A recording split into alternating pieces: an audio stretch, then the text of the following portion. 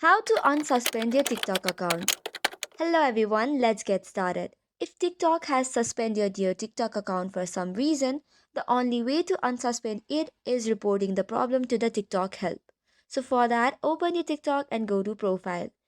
Tap on the three lines on the top right corner and go to settings and privacy. Scroll down a bit and you will see the option of report a problem. Tap on it.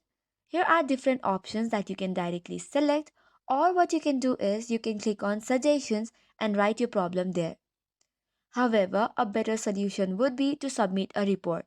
So for that, you can go back to the main page again and then click on submit a report. Now, on this page, you have to mention how your account was suspended without any reason and that you want to unsuspend it now. Once you do so, you can also attach some of the screenshots and submit it. After this, you will directly get reply from the TikTok in your Gmail, or you can get it on TikTok itself and the problem shall be solved. So that's all for today. For more such contents, do not forget to hit the like and subscribe button.